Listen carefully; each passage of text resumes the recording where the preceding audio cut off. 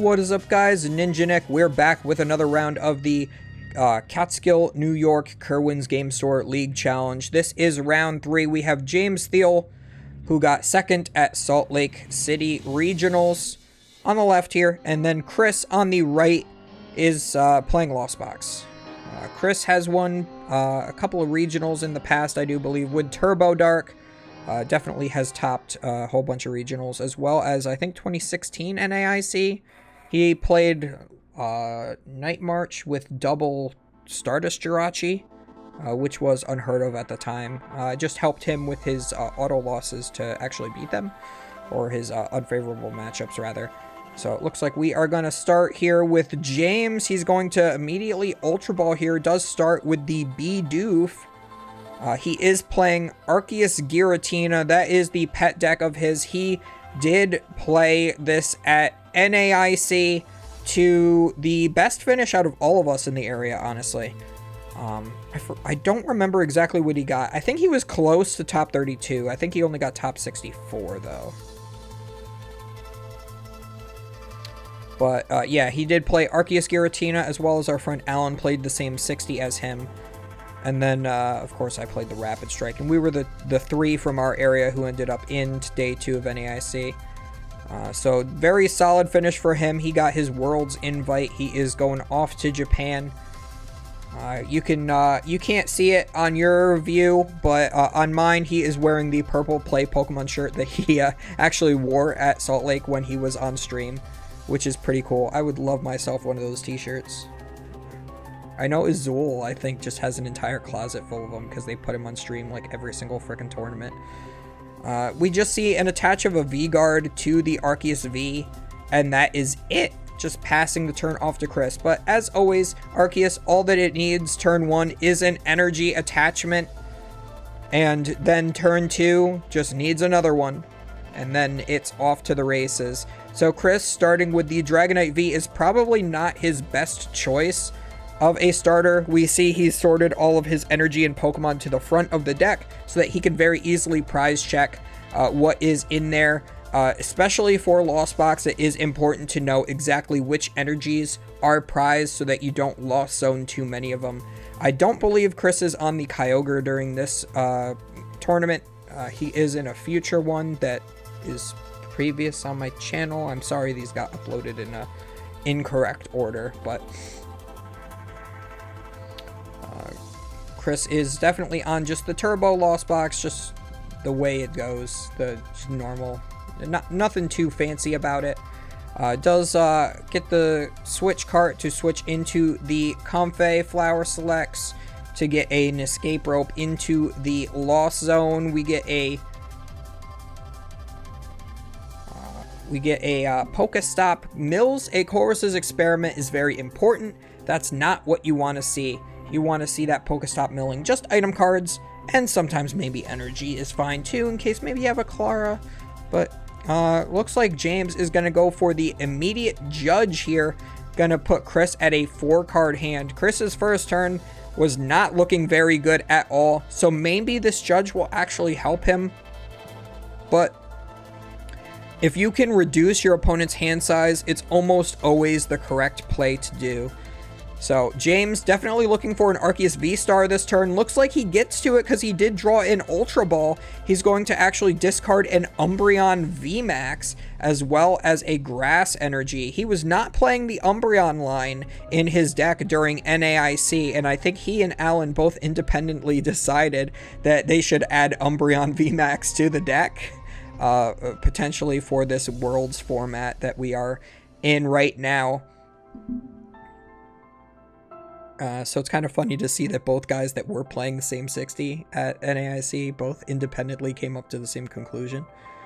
But anyway, we discard that Umbreon because, of course, we don't have an Umbreon V in play, and it's super important to get that Arceus V-Star. So we also set up that Bidoof. And we finally here take the knockout with that double turbo energied Arceus V-Star. We are going to be able to search our deck for 3 energy cards and put them into play onto one of our Pokemon V on the board. So it looks like we're going to get Grass, Darkness, and I'm sure that has to be a Psychic Energy as the one that's covered a little bit there onto the Giratina V. That way we can potentially Lost Impact in a future turn. We're going to take our first prize card there on that Cramorant. So Chris doesn't really have a good attacker now. But of course, Chris sacrificed the best card he could. He needs to make sure he has those Comfeys in rotation so that he can draw into more cards so he can get more cards in the Lost Zone. And looks like we are going to go for the Forest Seal Stone now, being able to search our deck for any one card. Probably going to be the Chorus's Experiment if he didn't already have that in hand. I don't think he did. And yeah, that was a Psychic Energy. James did just fan out the energy a little bit better. And there is the Chorus. Chris loves to use that Forest Seal Stone for the Chorus's Experiment specifically. Looks like we are getting rid of, I think that might be a Drapion as well as a Battle VIP Pass. Makes sense. We're going to get rid of the Path to Peak as well to play our Pokestop and mill 0 trainer cards, which is, 0 item cards, which is fantastic. Gets rid of a boss's orders and 2 energies. There is the Lost Vacuum to be able to put us at even more cards in the Lost Zone. That puts us at 7, so we are able to now use this Mirage Gate. We're able to search for 2 different energies, 2 different color energies, and put them onto any of our Pokemon in play however we want. So we are going to just charge up this Dragonite we attached for Turn the Water. We use the Mirage Gate to get another Water as well as a Lightning. That is its full attack cost. And we are going to hit for 250 damage, minus 30 because of the V-Guard energy. So let's see if that damage was placed correctly. We have 1-8... No, we did 250 damage still. So they forgot about the V-Guard energy. That should actually be 30 less. That might be very important because Chris could always place less damage counters than needed onto the Arceus V-Star in the active spot with Sableye on a future turn. So I think what I want to see now is specifically the card Switch, so that James can conserve that double turbo energy and not have to retreat it off. Oh, looks like they fixed the damage. Oh, thank God. All right, yep. James recognized it, said, oh, I have the V-Guard energy. It should be 30 less.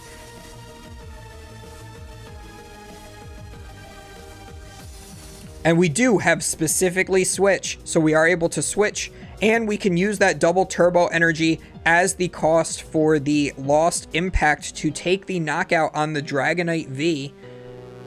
Even getting a Grass Energy onto the Bibarel so that now we can Lost Impact to the V-Guard off of the Arceus as well as the Grass Energy on the Bibarel again next turn. So now we have 3 turns of Lost Impact already set up just off of 1 Trinity Nova. And this is an absolutely stellar setup from James right now. And I don't know if there's really much of anything Chris can do to stop it. He really needs to establish Sableye this turn so that he can knock out that Arceus on the bench as well as start damaging this active Giratina. Or he could put all 12 damage onto the Giratina. But he really needs to be attacking specifically with 1 prizers right now. He can't afford to put any more 2 prizers into play at this point because James is already down to 3 prizes remaining. And we see another bad mill off the Pokestop. The Switch cart does heal some of that damage that Chris did do to himself because the Dragonite does damage the entire bench for 20. And that's it. Chris scoops because he realizes that he is going to lose that game, so he might as well save that time for the game 2 and 3. So a skilled concession there, knowing how that game is going to end up. Don't bother playing it out in best 2 out of 3 if you know you're going to lose a game. Just save that time and go to the next game so that you could potentially win that one instead. So both players are going to shuffle up and we're going to draw fresh hands. Chris will most likely go first since he did lose game 1. So the thing I would like to see differently from Chris is maybe starting Comfey. I know that's not a choice that he makes. Starting the Dragonite V, generally. Usually if he starts a V Pokemon, it's because he doesn't have a 1 prizer in hand. But at the very least, it does allow you to Forest Seal Stone for a Battle VIP Pass or a Chorus's Experiment, depending on what turn it is you're using the Forest Seal Stone. So not necessarily the worst. James here, we do want to start with the Arceus if possible. You want to have a, if you're going second, you want to have a double turbo specifically as the energy card, because then you can Trinity charge. You don't get to do any damage, but you still get to get the 3 energy out of your deck onto a Pokemon V on your bench. But if you only get the attach of a single energy, you can't do any attack. So it is pretty lackluster how his hand looks right now that he does not have the double turbo at the very least. We also don't see any Giratinas. It would be really nice to have a Giratina, but he could always just like loop Arceus until he gets to a Giratina is perfectly fine. I think I do see an Ultra Ball potentially in hand. So even if he does miss the double turbo, he can always find it on the next turn with Arceus V-Star. I don't think there's any way Chris can realistically knock out this Arceus V on the next turn. Especially only with 2 in the Lost Zone this turn. Looks like we only used both Comfeys and had no... Well... Yeah, I guess you can't play Colress's Experiment because he did go first, but... anyway. James is going to bench a Spiritomb just because he has it. Maybe if his opponent tries to use the Raikou V's ability to draw an extra card, you know, that shuts it off. Might as well. And attaches the Grass Energy to the benched Arceus as a protective measure. If Chris does play Escape Rope, that will actually allow the Arceus on the bench to come into the active spot very easily. So it is better to attach to the bench, suspecting that the Escape Rope might come out this turn. It's going to force Chris to try to play every switch card except Escape Rope.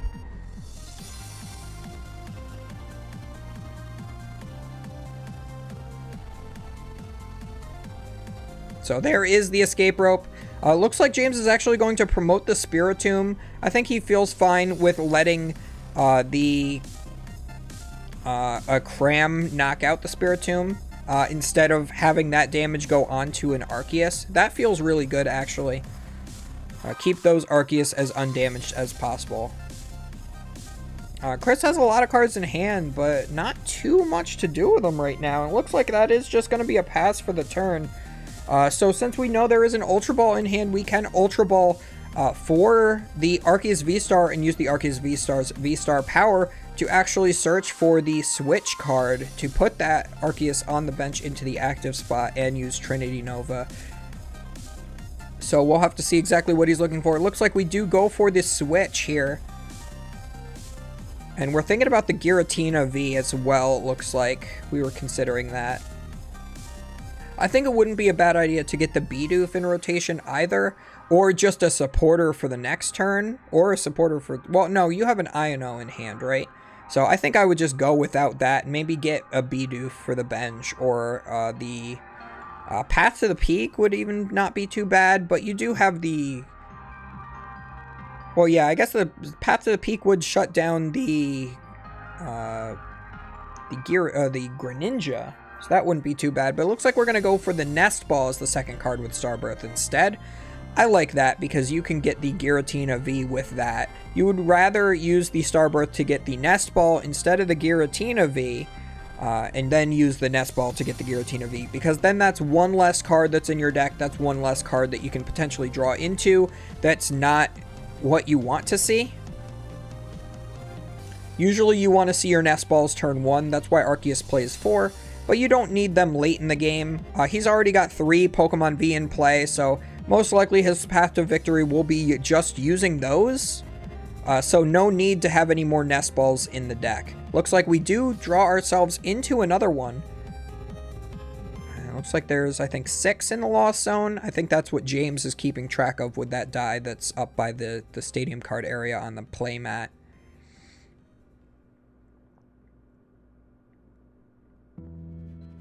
Looks like we are going to Nest Ball for the Bidoof. I do like that. That will allow you to be able to draw some extra cards in future turns. You even have that Bibarel already in hand. And we are going to go straight into the Trinity Nova. Again, as I said in the previous round, you always want to be able to kind of shortcut your deck shuffling. So if you if you do have to do multiple actions in a row that all say, like, look through your deck, then shuffle it, etc., etc., just do them all in an order. Don't bother shuffling in between. Just do one shuffle at the end.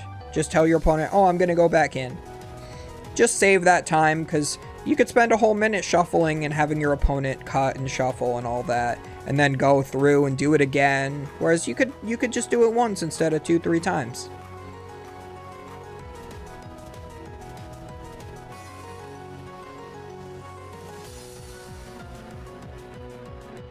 Looks like we are seeing the Chorus's Experiment coming out from Chris here.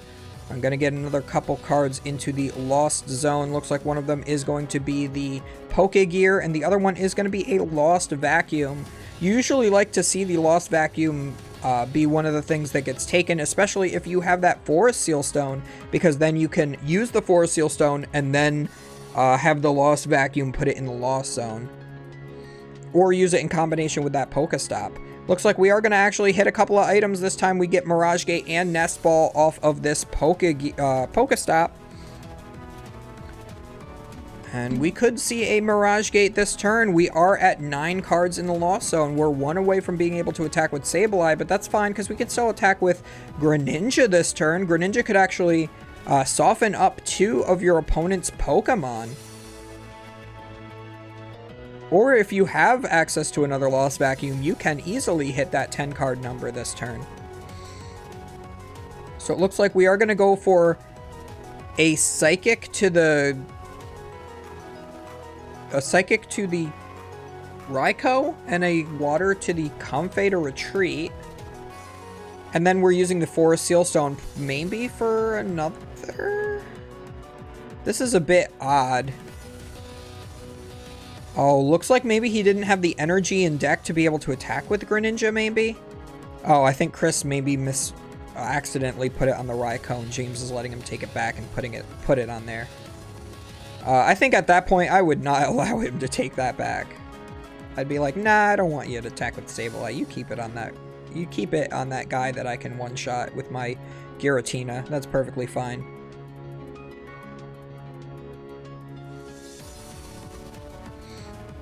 So we do see the retreat. We're going to go for a Flower Selecting and a Switch Cart into the Sableye. So we are at exactly 10 now, so we can use Lost Mine. So I think what you want to do is put 3 onto each of the Pokemon V if you can. Oh, and yeah, he looks like he took out the Bidoof. Yeah, so 6 to the Bidoof and 3 to each of the Pokemon Vs that have the most energy on them, because that lines them up for a knockout with the Dragonite.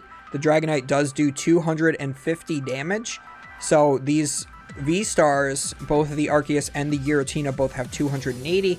So if you have 3 damage counters on each of them, that leaves them at 250 HP remaining, which is exactly the perfect math for the Dragonite. The only problem is James does play V-Guard energy, so that could reduce it yet again another 30. So if Chris is able to weave another Sableye in before the Dragonite comes through, we will likely see him put another 3 onto each of those Pokemon.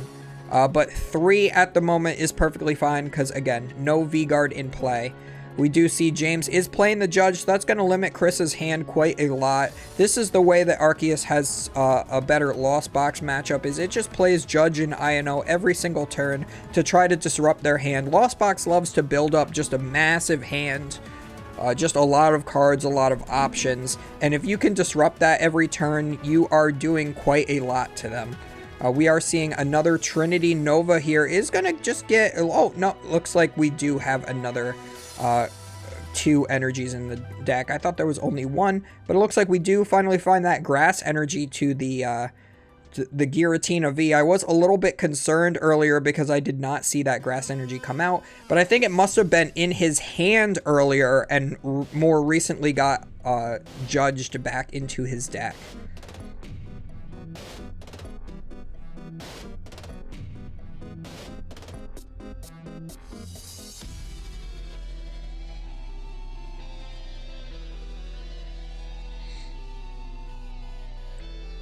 So James is now at 4 prize cards remaining. Chris does have 5 prize cards remaining, so he's only behind 1. And might not be too big of a deal here, because he does have that Dragonite down. Again, if he's able to put together the way to power up that Dragonite, it would be great in combination with maybe a boss's orders as well. It would be really great to actually see that Giratina go down this turn. That would be a lot better than attacking with the Dragonite, because if you attack with the Dragonite onto the active, yes, you take 2 prizes, you knock out that 2 prizer, you go ahead in the prize trade, but then your opponent just evolves into the Giratina V-Star and then knocks you out. And that feels pretty bad. So yep, looks like we are going to feed in a Sableye. We're weaving that into the match. So I'd say maybe just drop a whole bunch of damage onto that Giratina V. You could also knock out the Spiritomb. I think that has 60 HP. So you could always do 6 to the Spiritomb and then 3 to each of those Pokemon that already have 3 on them. Or you could just do 6 and 6. But yeah, it looks like he's doing what I said earlier to try to play around the V-Guard energy and takes out the Spiritomb, going down to 4 prize cards remaining. So evening it up. But I think James is still favored in the current positioning right now. We do see yet another judge coming out. I'm not sure if that was worth playing this turn, because Chris didn't really do too much with his hand last turn and doesn't really have that many cards in hand right now. But I guess playing a supporter to try to advance your own board state, to try to find your way to that Giratina V-Star, is better than nothing. And if you had the choice between Judge and Iono, I think you play the Judge instead, just because your opponent will get, well, no, I guess I would rather Iono, because you're both at 4 prize cards. And then if you take another knockout, you'll go down further. But we do see we're able to draw the V-Guard off of that. So now the Arceus V-Star that's on the bench is completely immune, basically, to that Dragonite. It will be able to live 1 hit. Even if the Sableye does put 3 damage counters on it, it will have to put 6 damage counters on it. So we're going to have to see Chris yet again try to find another Sableye turn here. And James already down to 3 prizes. Chris is going to have to find his way to take knockouts now. And it looks like Chris is putting a water energy to his active. And no, you put the water energy to the Dragonite and the Psychic to the active so you can retreat. Okay, yeah, almost screwed that up.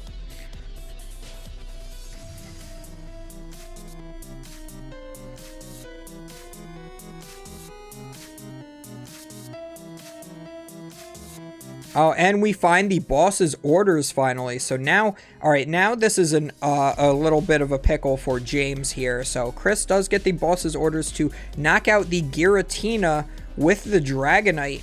So Dragonite will be able to live a hit from either of the 2 Arceus. Does put a lot of damage on his bench, but it doesn't matter in this matchup. James can't really do anything with bench damage. He doesn't play that Radiant Alakazam. That is not a good card in Arceus whatsoever. So obviously he does not play that. We do see, I think he has an Umbreon VMAX in hand, but he has no Umbreons. So he's just going to do 200 with the Trinity Nova. The active is left now with 30 HP remaining. So if Chris wants to attack with the Dragonite again, he is going to have to hit into this Arceus and let it go down. James does have 3 prize cards remaining, so I still don't think it's the best position for Chris to be in, but Chris does have only 2 prize cards remaining. If he is able to just find another boss's orders, maybe retreat this Dragonite to try to conserve it for a future turn with a Super Rod play, I think that would have been pretty good.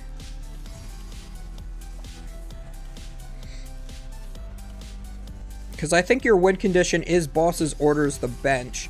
And I think Chris only plays the one boss, but he does play POW Pad. So if he hasn't used that yet, I would definitely assume that we would see a POW Pad for the boss's orders. But looks like we are just going to do Big Swing to active.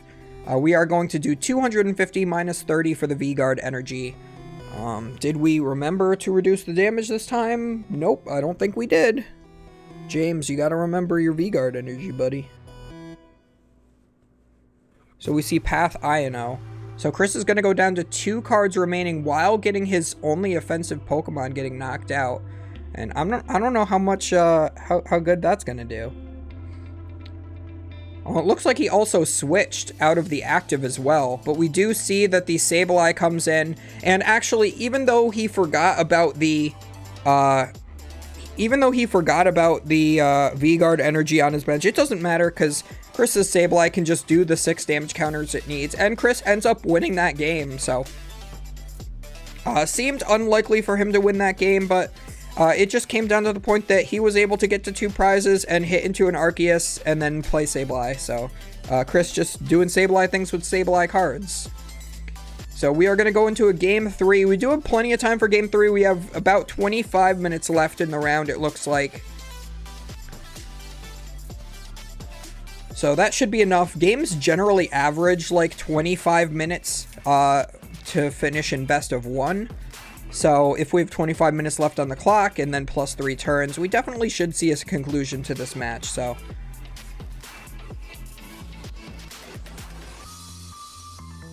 yeah, so the only thing about this is that Arceus is usually favored against Lost Box. The only thing is that the Dragonite is the weird part because you need to have an Arceus with only basic with no double turbo and a choice belt in order to one-shot a Dragonite.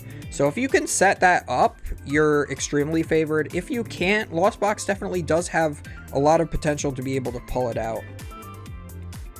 Especially if they can get those 30s down early onto your V Pokemon with the Sableye to set up the Dragonite. But, you know, if Chris just, like, prizes Heavy Ball Dragonite, I don't know if there's really a way for him to actually win against a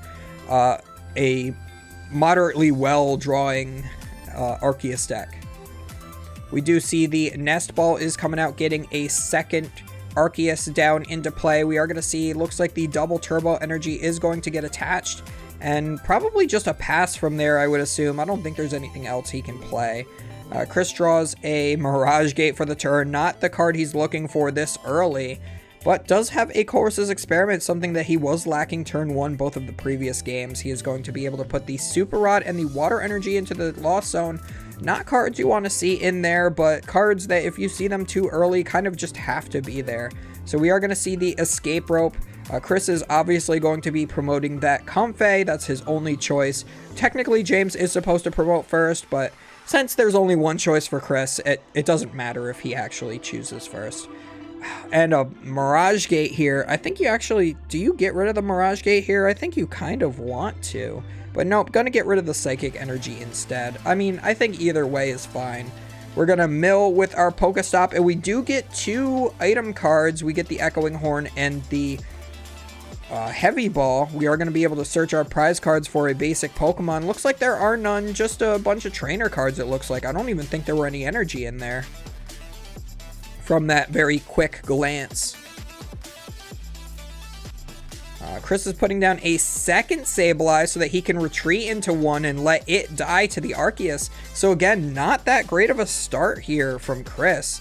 Very unfortunate starts for this Lost Box deck. Multiple games. But at least he was able to pull it out the last time. And James uses the Pokestop to try to find an Ultra Ball. And it looks like he fails that, getting rid of a Bidoof, an Iono, and a double turbo.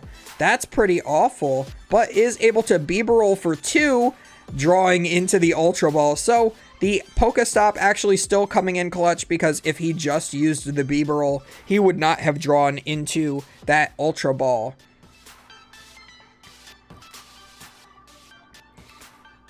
So gets rid of the Squovet. You don't want to put Squovet down in this matchup, even though it's a really good card. It's just not worth it. It just is a 60 HP bench sitter. I mean, I guess if he failed to find the Ultra Ball this turn, he could have actually benched the Squovet and just YOLO'd it for one card. I see a lot of people YOLOing with Squovet with their one cards, putting generally okay hands that they could have saved for the next turn onto the bottom of their deck just to fail finding the exact card they need. I think if you're doing that regularly, using the Squovet for one card that you need, I think you're just bad. I think you're just a bad player. I know that one guy won a regional doing it multiple rounds in a row, but like, that's just pure luck. You can't guarantee you're gonna hit that kind of luck every single round, you know?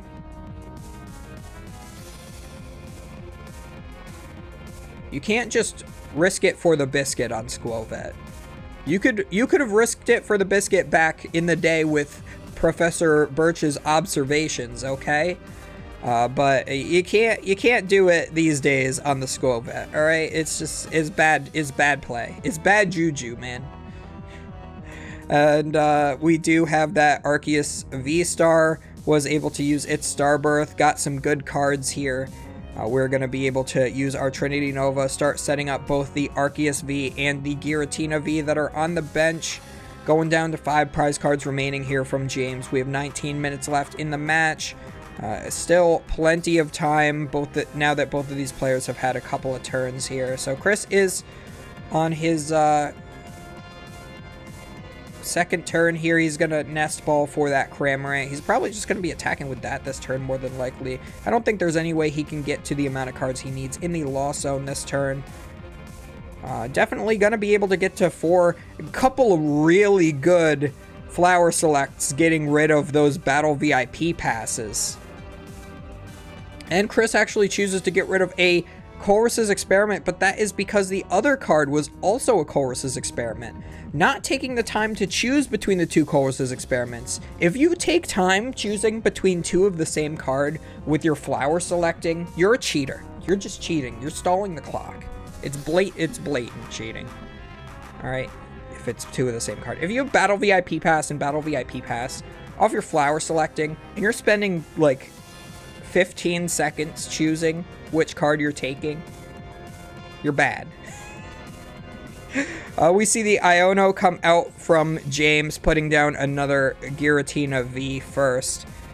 I think that's fine. This allows him to force Chris into spreading more damage around and makes his V-Guard energy that he plays that much more relevant in a potential future turn. We're also seeing that Ultra Ball. I think we got rid of, I think that might have been a Judge as well as an Arceus V. You definitely don't need that many basic Pokemon for sure. Thinking about what to get here, looks like the only evolution left in the deck is going to be that Giratina V-Star. Looks like we might have prized 1 or 2 Arceus V-Star, so just going to grab that for the next turn. We at least thinned our hand out in case our opponent plays any sort of disruption, but of course, Lost Box generally, if they play any disruption at all, it is only just 1 Roxanne generally, so not really too afraid of Iono, so playing that Ultra Ball a little bit early isn't going to like come back to bite you. But we are going to get a Darkness Energy onto this one Giratina V-Star, as well as 2 different colored energies to the other Giratina, so diversifying our attackers yet again. So this Arceus V can attack with a double turbo. The Giratina V can attack with 1 more energy, and that Giratina V-Star is loaded up. And it looks like, I think Chris just conceded. Yeah, I think his hand was just too unplayable, and he just didn't have anything going. So he just decided to scoop it up and say, let's not play this game anymore. I mean, yeah, again, if you know you're going to lose, why play it out? So, I hope everybody enjoyed. Do not forget to comment, like, and subscribe, all of that good stuff that's listed up above my head, because I put it there because it is a reminder for you guys to do it, because you guys don't always do it, and it feeds that YouTube algorithm, and it's very important for the growth of the channel, and all of that good stuff. And now I'm rambling, and we'll see you guys next time for round 4.